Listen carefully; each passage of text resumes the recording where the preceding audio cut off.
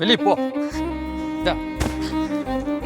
ஏங்க மன்னிச்சிருங்க, இதுக்கப்புறம் இந்த மாதிரிலாம் பண்ண மாட்டேங்க. மோகனாவை நல்லபடியா பாத்துக்கிறேங்க. இனிமே எங்க மூஞ்சிலே முழிக்காத, போயிடு.